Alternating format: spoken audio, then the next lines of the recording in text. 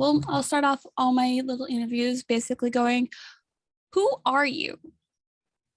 I am Riley Schmelzer, and I'm the front man of No Signal.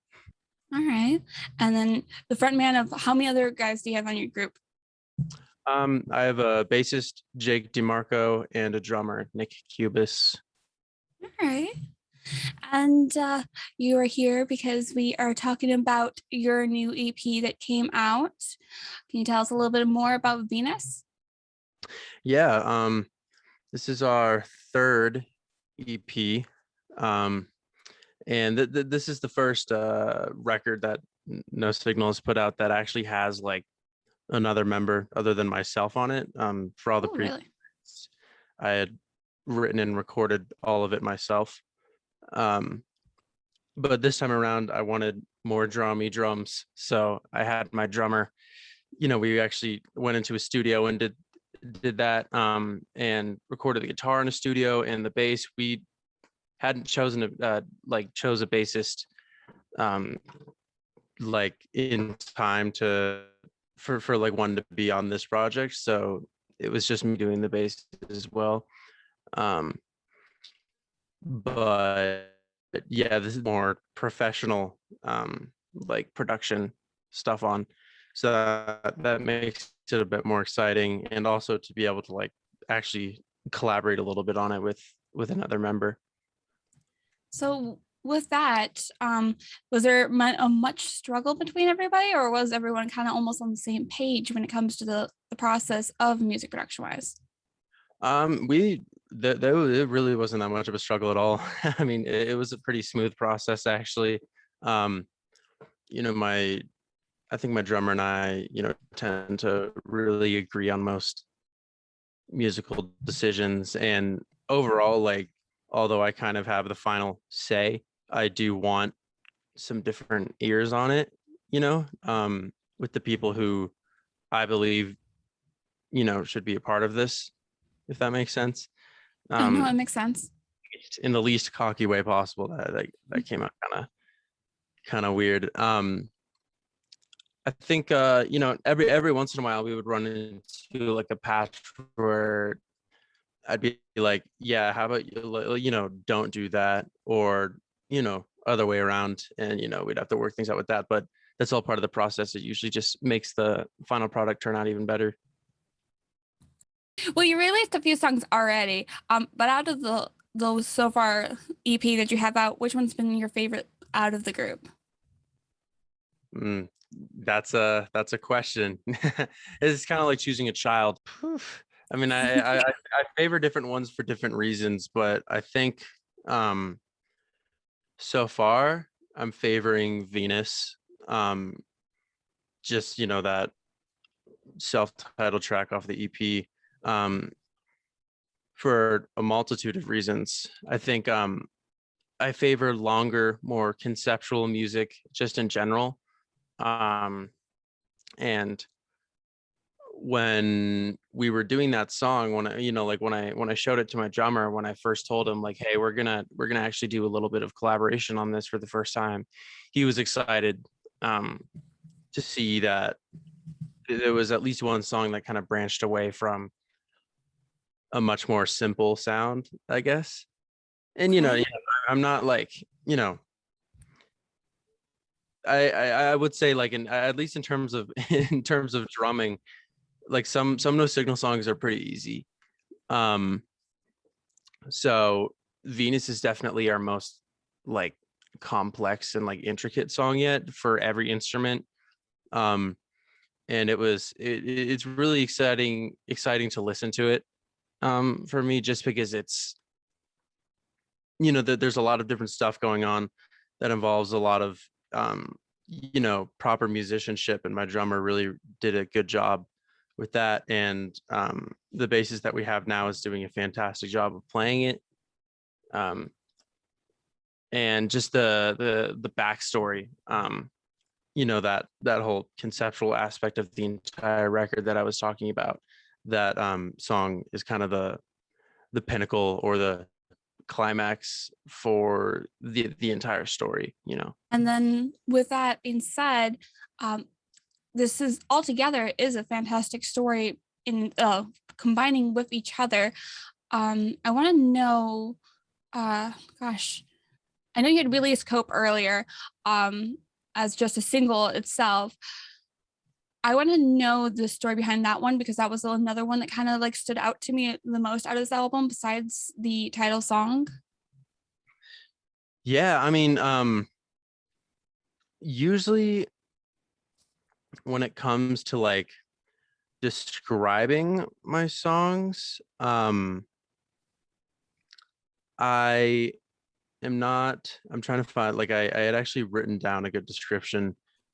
Just because, like a description that doesn't give away. So like I don't I know what the song is about, of course, but I've never truly been the biggest fan of telling people what my songs are about. Okay. In fact, I leave enough in the song lyrically and even sonically um to kind of tell you what's going on. Same with just like the stories of all of my previous records, like on Shadow People. Like nobody knows what that's about, but if you listen to it close enough, you can figure it out. Um, and that's kind of the same with Venus, but a little bit less so because they're a little bit more standalone instead of a part of like this huge um project type deal. um Cope is kind of like, it's like a really vague way to word this. um it's kind of like a journey through like putting putting your trust in something and having that trust broken. That's the most vague way I can describe it. Honestly, this, And the process you go through and like the layers of acceptance you have to go through, and just other things that come along with having that trust broken. um so a much more simple concept, to say the least, but still is one. and it's still vague enough to get people's attention. I actually really do like that kind of a summary as opposed to whatever I had wrote down in a post article a while back ago when it first came out. I think it was just Yeah. along the lines of, I think it was like trust building exercise failing, something similar like that. So I'm glad I was kind of right on that part. Yeah. I think a difficult thing for me, like especially with a lot of outlets, is that they want like the like what exactly like is the song about. I'll give an answer like I just gave, and they're like, that's too vague, that answer isn't good enough. And I'm like, well, I'm sorry, that I just don't I don't really want to tell you. you know Yeah, no, I actually like that. I like that you kept it vague because it does provide a more of a opportunity to explore it on your own and give a different point of view. There's so many artists out there at the moment who don't mention about what their song's about, and it's kind of like Easter egg hunt for every sound file to every lyric wise. So I definitely completely understand. I would say it's more exploratory. You can kind of take away what you want from it, derive whatever you think it means. Yeah. So with that being said, what kind of gave you the idea to do more of like vague or in-depth types writing style?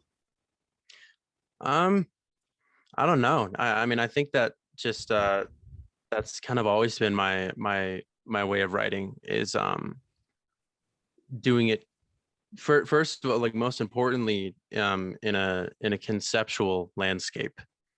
um I just like writing two stories, or rarely I'll write a story to a set of songs.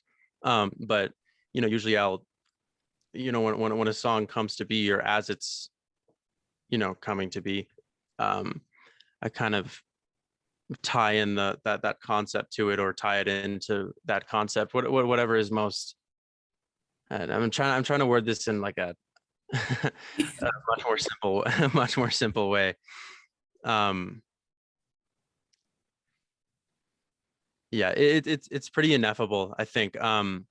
I definitely with the bands that I listen to, they're much more conceptual and they're much more progressive, um, and just experimental with what's going on. You know how the music is not just sound; it's there's a whole another realm of things going on with it, um, and like just very deeply effective.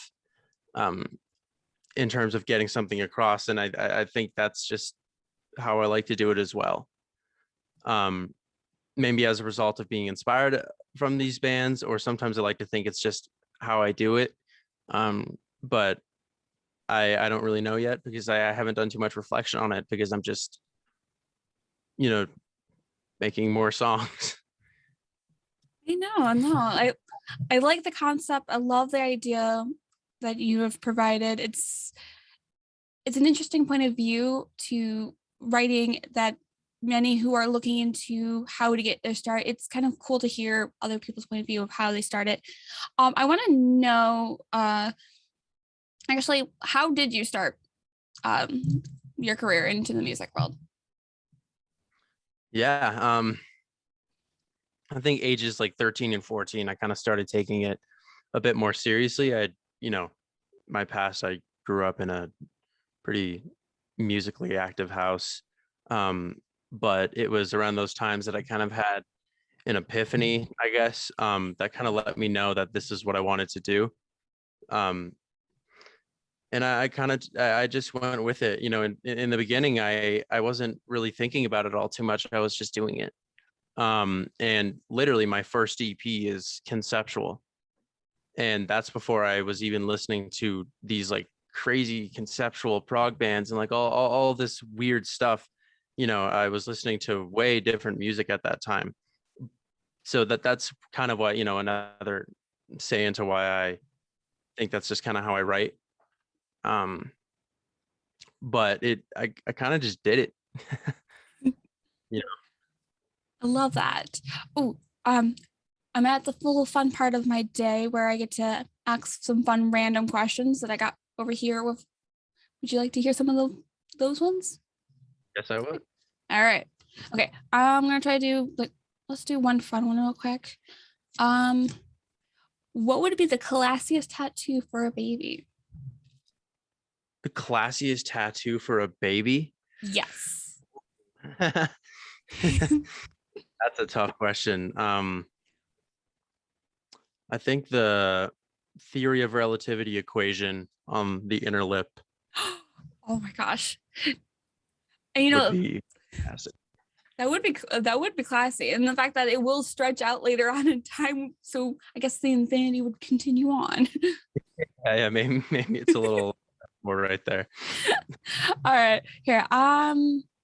If you were to press shuffle on your playlist right now, what would be the first song that would pop on? Let's find out. Oh, okay. This could either go really wrong or really right. It's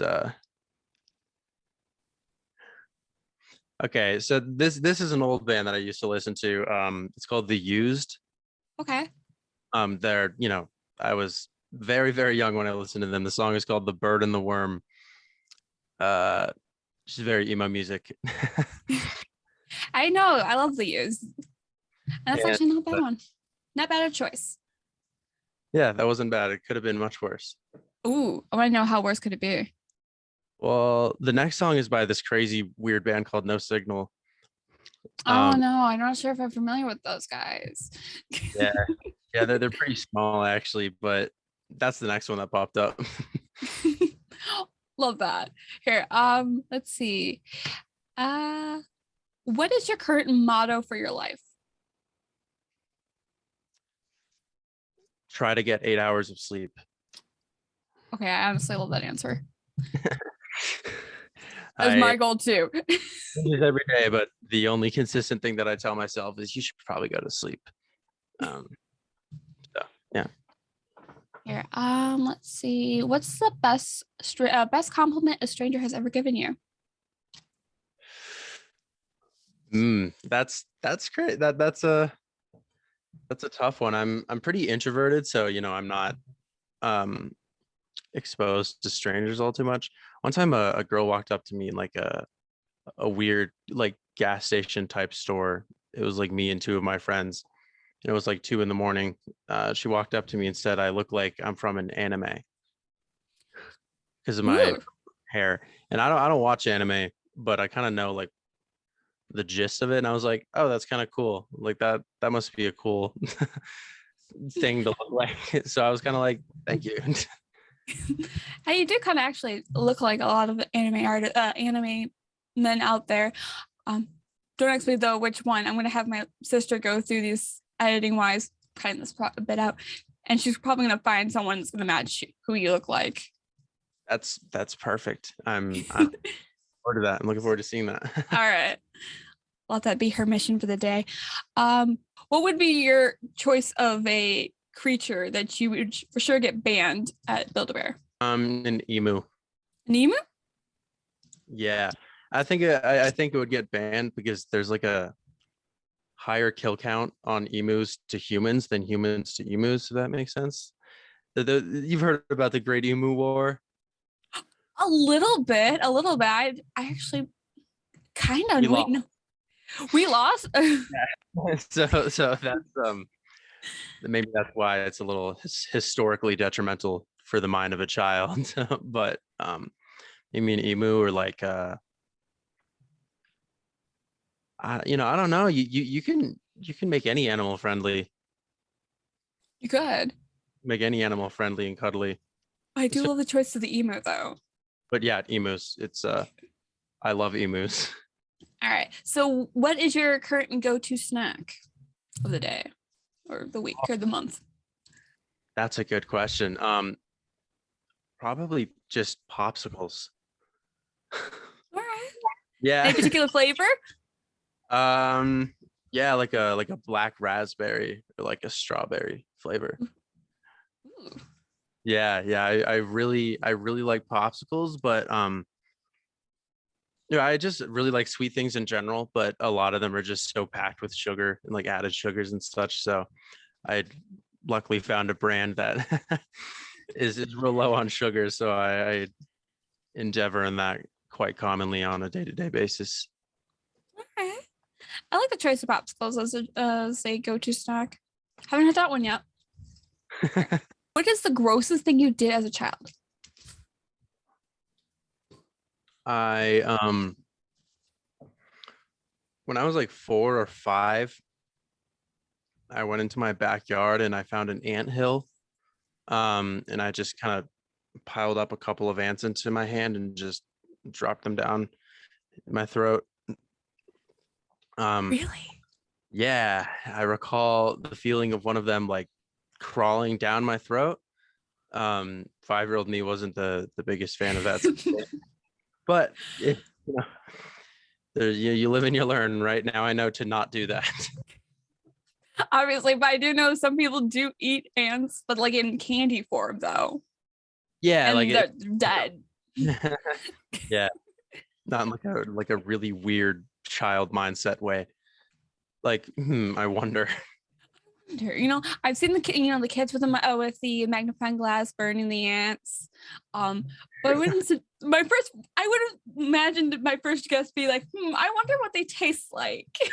Yeah. You get the poster child image of a like the weird kid, like I'm burning these ants alive, but never do you hear of the ones who just consume them alive. No, never. Now that we have at least one case of it, there has to be a couple more that do think that too. That's the off-brand version. All right, we'll do one last one before we kind of wrap it all up. All right. So you open up a fortune cookie message. What will it say for your month? What would it say for next month, the month of March, for you? You mean in terms of like what's like what the message would say? I know I read that question and then I changed it up and I didn't like it after I said it. Get 8 hours of sleep. Kidding. Probably we have our first show in March, like the first ever No Signal show. down in Denver. Okay. Probably just, like, don't say anything weird to the people watching the show. Yeah, just don't mention about the ants. You'll be good. About the ants, definitely don't talk about the ants. I think I have an interesting filter, and it's often difficult to realize what's going on. I'm having this issue in interviews recently, actually, where I'm not saying enough. I'm not giving in-depth answers, because I'm trying to not say anything too strange or too messed up. Honestly, you can go for it. You can be as strange as you want. I mean, if people start coming to the shows to see us, then Yeah. I definitely can say what I want. Yeah. But for the time being, just be a little bit more listenable, for lack of better words. Yeah. Okay, all right. I like your answer. And with that, you have a show. We have a show coming up next month. Whether bleh. Oh my gosh, I lost my train of thought. We have a show coming up next month. Are we expecting a tour soon? We don't have plans, like active plans for a tour yet. We're kind Okay. of waiting for a more like people want the tour to happen Okay. deal. But with that show in March, I mean, who knows what could happen? We have another song coming out very soon as well. That's separate from the EP. It's just another song, and All we're right. hoping, yeah, just big plans with that. Can't talk about them yet, though. Okay. Okay. Well, in the meantime, where can we be able to find you? No Signal, Spotify, Apple Music, iTunes, YouTube. The Instagram tag is a little weird because No Signal was taken. And we're still working on trying to get that, but it's 4No3 Signal 2. Okay. Yeah, Um, because I kind of glanced down at the Instagram handle. I'm like, oh, I saw it once. Where did it go? yeah. But we're working on making that just No Signal. All right. Everything else is just No Signal.